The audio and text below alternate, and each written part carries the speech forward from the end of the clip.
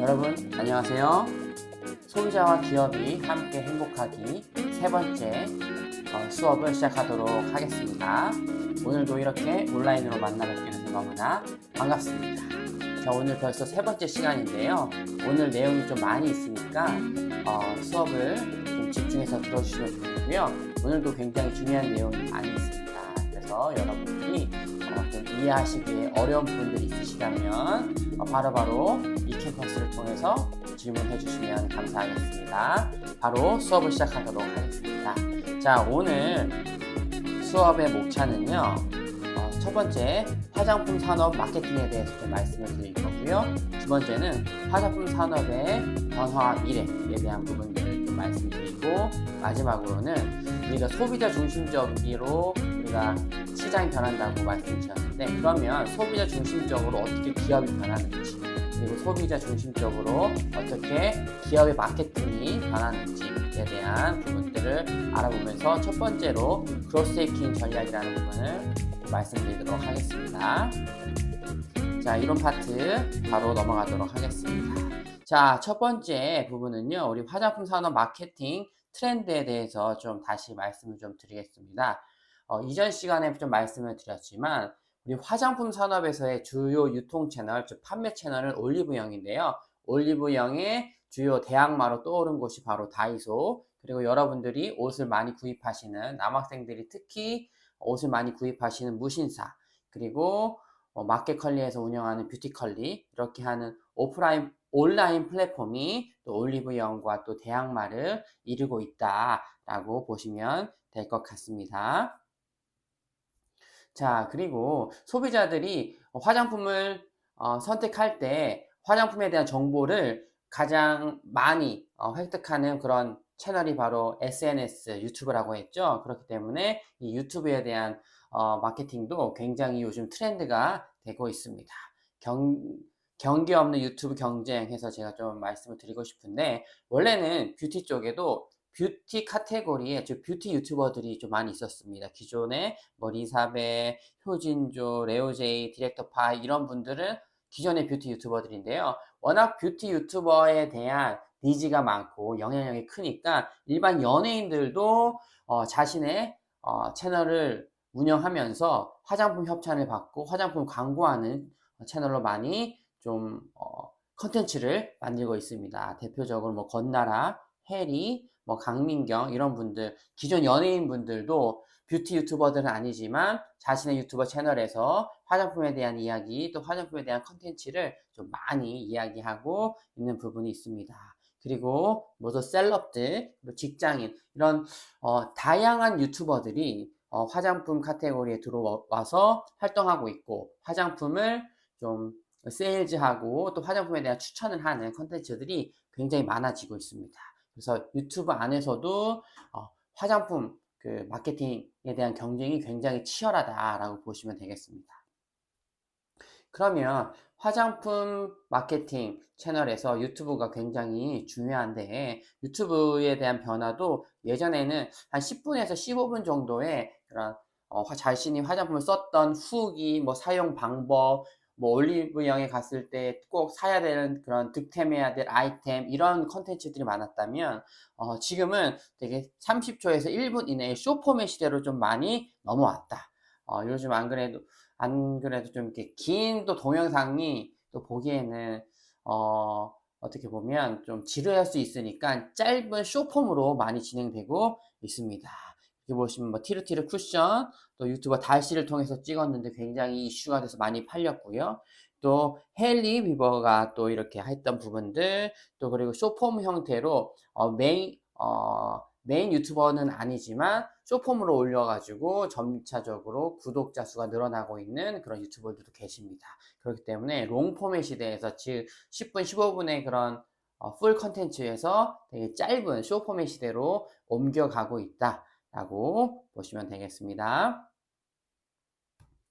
자, 그러면 제가 이전 시간과 또 지금 방금까지 화장품 시장에 대한 트렌드에 대해서 말씀드렸는데요. 그렇다고 꼭 이 시대의 트렌드에 맞게 꼭 광고를 하고 마케팅을 해야 소비자의 마음을 사로잡는 건 아니다 라는 부분들을 제가 좀 말씀을 드리고 다음 파트로 넘어가면 좋겠다라고 해서 준비한 부분들이 있는데요. 화장품 산업 마케팅 사례에서 희생의 법칙, 즉 대가를 지불하고 어떠한 부분을 얻기 위해 어떠한 부분을 희생한 그러한 브랜드에 대해서 제가 좀 소개를 드리고 싶습니다. 그 전에 희생의 법칙에 대해서 좀 먼저 간단히 좀 말씀을 드리고 싶은데요. 희생의 법칙은 마케팅 불변의 법칙이라고 하는 책에 나와 있는 마케팅 그런 법칙인데요. 이 희생의 법칙은 무언가를 얻기 위해서는 무언가를 포기해야 한다라는 그런 부분이죠. 요즘 롱폼에서 쇼폼, 동영상을 보는 것도 우리가 되게 정보를 쉽게 얻는 부분이 있는데 이 동영상을 쉽게 얻는 부분에서도 더 짧고 강렬하게 얻기 위해서 쇼폼의 시대로 넘어왔잖아요. 이러한 현상들을 보면 우리 소비시장이라든지 인간시장에서 인간의 그런 행동에서 어떠한 정보를 얻고 어떠한 것들을 획득하기 위해서 대가를 지불하는 부분들이 굉장히 좀 퇴색되어졌다, 좀 많이 줄어들었다라는 부분이 좀 있는 것 같습니다.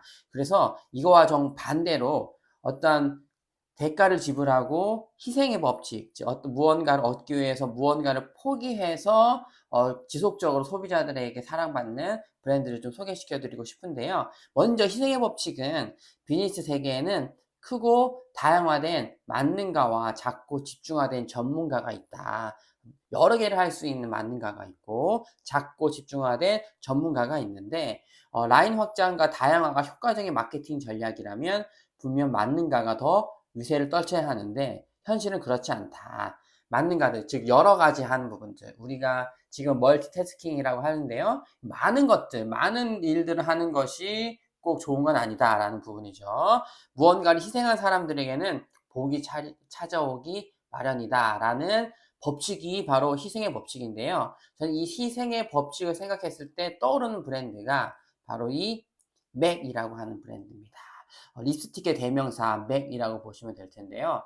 제가 캐나다에 처음 출장 갔을 때 원래 이 맥이 캐나다 브랜드거든요. 굉장히 다양한 립스틱 색깔에 놀랐고 또 이 맥에 대한 그 프랑스 국민들에 대한 자부심 그리고 사랑 이런 것들이 굉장히 크더라고요. 그러면서 저도 이렇게 우리나라도 이렇게 참 어떻게 보면 뭐의 대명사 하라고 했을 때 딱 떠오르는 브랜드가 있었으면 좋겠다라는 생각을 했거든요. 그래서 오늘은 그 화장품 마케팅 사례에 대해서 말씀을 드릴 때 이 맥이라고 하는 브랜드에 대해서 좀 말씀을 드릴게요. 맥이라는 화장품 회사의 이름은 메이크업 아트 코스메틱에서 MAC 해서 맥이라고 이름을 짓게 되었고요. 캐나다의 유명 메이크업 브랜드로 1984년 프랭크 토스칸과 또 프랭크 엔젤로에 의해 창립되었다라고 합니다. 당시 두 창립자는 사진 촬영에 적합한 메이크업 제품의 부재를 느꼈고, 즉 사진을 촬영할 때 쨍하고 사람을 돋보이게 하는 메이크업 제품이 좀 없다는 걸 느꼈고 사진이나 촬영에 적합한 메이크업 제품을 개발하기 위해 이 맥을 시작하게 됩니다. 그러니까 맥은 기초보다는 색조에 훨씬 더 특화되어 있죠. 이들은 제품이 모델과 아티스트뿐만 아니라 일반 대중의 미용에까지 쓰일 수 있도록 다양한 색상과 질감의 화장품을 만들어 냈습니다. 자, 그러면 이 브랜드 창립과 성장 배경, 즉 맥에 대해서 조금 더 알아볼 텐데요. 맥은 캐나다 토론토에서 첫 발을 내딛었고 처음에는 주로 메이크업 아티스트나 사진 작가가 사용하는 전문 제품, 전문 메이크업 제품으로 자리를 잡았습니다. 그런데 뭐 독특한 팔레트 색상이라든지 높은 발색력을 자랑하면서 특히 좀 명성을 얻게 되었고요. 특히 이 맥이라고 하는 브랜드는 이 패션 모델들이 옷 입고 메이크업 할 때 또 굉장히 스피드하면서도 강렬하게 메이크업을 해야 되잖아요. 이때 많이 쓰이는 제품이 맥으로 해서 뭐 파리 컬렉션이라든지 밀라노 컬렉션 이런 데서 무대 배경에서 확 하는 부분들 막 메이크업 아티스트들이 막 메이크업 할 때 이 맥 제품을 쓰면서 정말 크게 성장한 브랜드라고 보시면 될 것 같고요. 맥의 마케팅 전략은 굉장히 그때는 파격적이었습니다. 주로 뭐 패션 잡지와 런웨이 쇼 모델들이 맥 화장품을 사용하는 모습을 통해 광고를 하는 방식이었습니다. 이로 인해 패션과 뷰티 분야에서 맥은 트렌드세터로 자리를 잡았고 뷰티 전문가와 셀럽들에게 역시 포인트 메이크업은 맥이야 라고 이제 자리를 딱 잡게 되었죠. 그런데 메이크 쫙 해서 정말 색조 화장품, 립스틱, 아이 메이크업 이런 게 대명사로 이렇게 딱 자리를 잡았는데 1998년 누구한테 인수됐냐? 바로 에스티로더 그룹이 맥을 인수하게 됩니다. 우리 이전 시간에 배웠는데 에스티로더는 미국 그룹이죠. 에스티로더 그룹이 맥을 인수하게 되면서 이제 훨씬 더 본격적으로 글로벌 시장에 진출하게 됩니다. 에스티로더의 마케팅 및 유통망을 통해 맥은 세계 여러 나라의 매장을 오픈하고 점차 유명 백화점과 면세점 등에서도 쉽게 접근할 수 있는 브랜드로 성장을 했습니다. 현재 맥은 전 세계 120여 개국 걸쳐서 글로벌 뷰티로 자리를 잡았고요. 색조 화장품 하면 맥 이렇게 떠오를 정도로 굉장히 굳게 자리를 잡고 있고 캐나다, 미국뿐만 아니라 우리나라에도 굉장히 인기 있는 색조 화장품 브랜드가 되었습니다. 자, 우리가 이제 너무 이게 트렌드에 민감하게 마케팅을 하고 또 소비자의 마음을 사로잡는 전략도 중요하지만 이렇게 전통적으로 어떠한 부분에 포커스를 두고 집중해서 또 이 회사의 정체성을 또 소비자들에게 인지시키고 각인시키는 마케팅 전략도 굉장히 중요하다라는 측면에서 이 맥에 대해서 말씀을 드렸고요. 제가 궁극적으로 이 부분을 좀 말씀드린 이유는 바로 이 부분을 말씀드리려고 했던 거예요. 이전에 우리가 이제 화장품 그 수출국 했을 때 1위가 프랑스, 2위가 미국, 3위가 한국이라고 말씀을 드렸는데요. 이 주요 기업들에 대해서 프랑스가 1위를 하는 이유가 바로 로레알이라고 하는 기업 때문에 또 1위를 하는 거고 2위는 에스티로더 그룹이 있다라고 제가 말씀을 드렸는데 이 에스티로더 컴퍼니가 어떠한 브랜드를 가지고 있는지 에스티로더라고 하는 원래 브랜드도 있지만 오리진스, 톰퍼드, 클리니크, 달팡, 에어린, 아베다, 라메르 이러한 브랜드들을 다 에스티로더가 가지고 있고요. 그리고 또 글로벌 뷰티 1등 여기 로레알은 입생로랑 비키 키에, 슈에무라, NIX 또 여러분들이 우리 한국 브랜드인 3CE 또 랑콤, 메이블린, 비오템 이러한 부분들을 이러한 브랜드를 다 가지고 있는 정말 글로벌 회사들입니다. 그렇기 때문에 어떠한 화장품 브랜드가 자리를 잡고 팔리기 시작하면 정말 소비자들에게 지속적으로 사랑을 받을 수 있다. 이러한 부분들도 말씀을 드리고 싶고요. 또한 3C 같이 인디뷰티로 성장해서 로레알 그룹에 또 인수된 것처럼 여러분들도 화장품 브랜드들을 되게 창의적으로 잘 만들고 올바른 정체성을 가지고 운영한다면 또 이렇게 좋은 기업에 인수될 수 있는 기회도 있다라는 부분들을 좀 말씀을 드리고 싶었습니다. 자, 그러면 그 다음으로는 이제 화장품 산업의 미래에 대해서 좀 말씀을 드리고 싶습니다. 이제 화장품 산업이 어떻게 좀 흘러갈지에 대해서 좀 말씀을 드리고 싶은데, 첫 번째는 증강현실과의 융합에 대한 부분이 좀 있을 것 같아요. 특히 세포라, 여기 세포라나 또 모디페이스 같은 부분들은 우리가 메이크업을 실제적으로 하지 않아도 증강현실을 통해서 내가 바르고 싶은 메이크업들을 이 화면에서 볼 수 있고 확인할 수 있는 그런 증강현실 기술을 적용한 그런 어플들을 많이 개발했는데요. 이 기술이 코로나 때 굉장히 좀 이슈화 되고 앞으로 상용화 될 거다라는 그런 이슈가 있었는데 우리가 이제 메타버스가 쫙 뜨다가 하락했던 것처럼 증강현실도 정말 이러한 기술을 사람들이 많이 사용할 거다라고 했지만 실질적으로는 많이 사용하고 있는 것 같지는 않습니다. 그러나 우리가 화장품 산업의 미래를 얘기할 때 이 증강현실 부분들을 빼놓을 수 없는 부분이 있어서 좀 말씀을 드렸고요. 두 번째는 AI 맞춤형 화장품이라는 겁니다.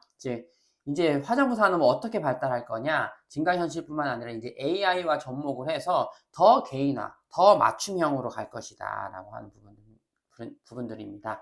그래서 이제 AI가 내 화장품, 내 피부를 카메라로 촬영하고 내 얼굴을 분석해서 내 얼굴에 맞는 그런 화장품, 색조, 그 다음에 미용 서비스 이런 부분들을 제공해주고 또 이제 AI를 통해서 내 얼굴을 분석해서 향후 어떻게 메이크업을 해야 하는지, 나의 그런 내 얼굴의 단점을 어떻게 극복해야 되는지 이러한 부분들까지도 서비스해주는 부분들이 좀 가속화될 거다라는 부분이 좀 있을 것 같고요. 그 다음에 이제 AI 로봇과의 융합도 이제 좀 너무 좀 진보적이라고 할 수 있겠지만 AI 로봇이 상용화 됐을 때 AI 로봇을 통하여 제품을 추천받고 구매할 뿐만 아니라 이 AI 로봇을 통해 화장품 산업은 굉장히 큰 격변을 일으킬 것이다 라고 예측을 하고 있습니다. 그리고 이제 자동차와 화장품 산업이 또 융합이 돼서 특히 이제 전기 자동차가 지금 많이 보급화되어져 가고 있고 지금 전기 자동차가 점점 더 상용화 되어져 가고 있는데요. 이제 전기 자동차가 더 널리 상용화 됐을 때 궁극적으로 자동차는 자율주행을 향해 나아가고 있는데 이 자율주행이 했을 때 어떻게 보면 운전자가 운전으로부터 자유로워지는 셈이 되잖아요. 그때 내가 목적지로 이동하면서 여성분들은 화장을 많이 할 것이다 라는 예측이 되고 있고 이러한 화장을 할 때 자율주행 자동차에서 어떻게 미용 서비스, 뷰티 서비스를 제공하느냐 이러한 부분들은 굉장히 큰 주목을 받고 있는 부분이라고 하시면 되겠습니다. 자율주행 자동차와의 그런 만약에 자율주행 자동차가 상용화된다면 라이프 스타일에 굉장히 큰 변화가 있겠죠. 이동을 할 때 인간의 그런 시선과 주의가 요하지 않기 때문에 굉장히 큰 라이프 스타일이 변화가 되게 되는데 이때를 우리 K뷰티라고 하든지 화장 산업이 준비해야 된다라고 보시면 될 것 같아요. 제가 또 이 부분에 대해서 좀 많이 연구도 하고 논문을 쓰고 칼럼도 내고 있는데 이 부분들은 제가 다음 시간에 여러분과 얼굴과 얼굴을 좀 맞대고 조금은 토론하면 좋겠다라고 하는 부분들입니다. 그래서 핵심은 뭐냐? 화장품 산업의 미래는 결국 크게 보면 AI 맞춤형 화장품 시장으로 갈 거고 두 번째는 자율주행으로 기반으로 해서 움직이는 뷰티 스튜디오가 좀 활성화될 것이다 라는 부분에 대해서 좀 말씀을 드리고 싶습니다. 그런데 이제 여기에서 좀 우리가 소비자 측면에서 주의해야 될 부분이 뭐냐면 AI 맞춤형 화장품 할 때는 내 피부에 대한 정보, 내 생체, 내 인체에 대한 정보를 다 그 AI 서비스를 제공하는 업체한테 제공하는 거잖아요. 그래서 이 모든 정보를 제공했을 때 내 개인 정보가 과연 안전하냐. 또 모바일 뷰티 스튜디오가 상용화 됐을 때 내가 자율주행 자동차에 타서 내가 어디로 간다. 라고 해서 내 목적지를 또 그 자율주행 자동차에 알려줘야 되고 거기에서 뷰티 서비스를 받을 때 빅데이터 기반으로 해서 또 이렇게 받을 수밖에 없는 그런 시스템이 될 거기 때문에 그때 내 개인정보가 잘 유지되느냐 내 개인 취향, 내 이동 경로, 피부에 대한 정보가 이러한 뷰티 서비스를 또 제공하는 기업에 다 들어가기 때문에 이러한 부분들은 우리가 굉장히 좀 주의 깊게 봐야 되지 않을까라는 생각을 합니다. 그래서 이제 우리가 향후 소비자로서 어떠한 제품을 살 때 우리가 이전에는 지금 소비자들이 가장 제품을 구매할 때 가장 많이 보는 부분이 바로 가격이라고 했죠. 화장품 같은 경우는 효과, 효능이었지만 전체적으로는 가격적인 부분들이 좀 중요한데 우리가 이제 과연 가격적인 면 혹은 가성비가 좋은 제품만을 계속적으로 구매해야 할지 우리가 이제 AI나 또 여러 가지가 상용화 됐을 때 내 개인 정보를 맡겼을 때 내 개인 정보가 이 회사에 들어갔을 때 정말 안전하게 내 개인 정보를 잘 유지할 수 있는지에 대한 부분들도 좀 잘 확인해야 되지 않을까라는 부분들이 있습니다. 그래서 내 개인 정보를 안전하게 관리할 수 있는 기업은 어디인가까지도 우리가 이제 구매를 할 때 생각해야 될 요소다라는 부분을 좀 말씀을 드리고 싶습니다. 여기 보면 이제 개인정보가 잘 유지되는 기업의 제품을 살 것인가 말 것인가라고 하는 부분들은 바로 이게 크게 두 가지 유형으로 나눠질 텐데요. 커넥티드나 혹은 디스커넥티드라고 해서 연결되어져 있는 제품이냐, 안 그러면 디스커넥티드 별개로 떨어져 있는 제품이냐, 이 부분을 생각해야 된다라고 말씀을 드리는 건데, 이제 뭐 립스틱, 맥에서 내가 립스틱을 샀을 때는 이 안에는 이제 인터넷과 연결되는 부분이 없잖아요. 이러한 부분들은 좀 자유롭게 가격적인 측면에서 살 수 있는데, 이제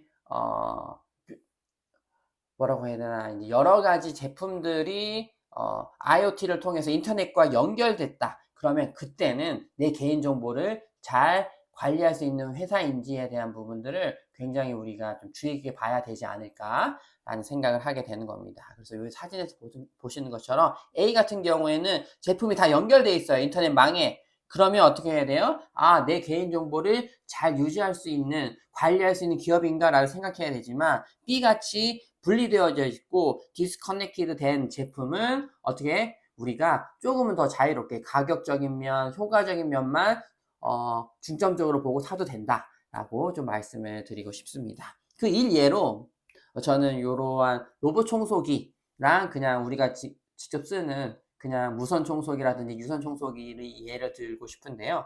무선 청소기 같은 경우에는 굉장히 편리하다고 합니다. 그런데 로봇 청소기에는 어떤 기능이 들어있어요?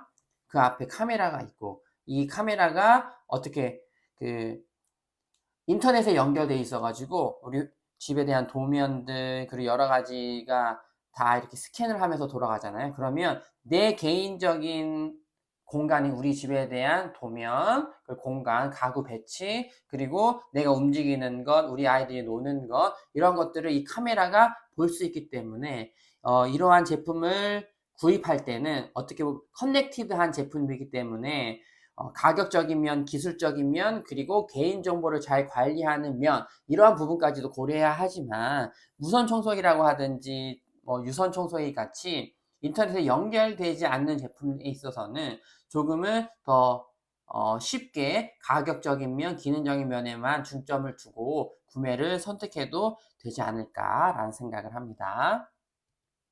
자, 우리가 화장품 쪽에서도 이렇게 전반적으로 AR 서비스, 증강현실을 통해서 내 개인정보가 노출되고 또 그것에 의해 뷰티 서비스를 받을 때는 좀 어떠한 기업 건지를 좀 잘 확인해야 하지만 뭐 립스틱이라든지 아이 메이크업 같이 인터넷과 연결되지 않은 그런 제품들은 좀 더 자유롭게 구매하셔도 좋을 것 같습니다. 그래서 융합의 시대에는 이런 가격이 아니라 선택의 자유와 소비자 개인 정보가 잘 지켜지느냐, 잘 관리되느냐가 굉장히 중요한 소비의 기준이 될 수 있다. 이 부분을 좀 말씀드리고 싶습니다. 자, 이렇게 해서 이제 소비자 중심적인 시장 트렌드, 그리고 산업, 화장품 산업에서의 그런 사례, 또 화장품 산업에서의 미래, 그리고 이 화장품 산업의 미래에서 또 중요한 포인트가 뭔지에 대해서 좀 말씀을 드렸습니다. 이렇게 말씀드렸는데 벌써 20분이 지나갔는데요. 이제 이러한 소비자 중심의 마케팅 전략을 이제 기업들이 하고 있는데, 그 대표적인 예로 그로스 해킹이라고 하는 전략이 있습니다. 이 전략에 대해서 좀 말씀을 드릴게요. 이 그로스 해킹을 그림 한 장으로 요약한다라고 하면 이 그림으로 요약하면 되겠는데요. 이 그림에 대한 부분들은 제가 하나하나 다 설명해 드리도록 하겠습니다. 자, 그로스 해킹에 대한 정의를 먼저 말씀을 드릴 텐데요. 그로스 해킹이 우리 마케팅 분야에 종사하시는 분들은 좀 익숙한 용어이긴 하지만 그로스 해킹 자체가 우리 대학생들에게는 익숙한 용어가 아니기 때문에 제가 정의 중심으로 좀 오늘 말씀을 좀 많이 드리도록 하겠습니다.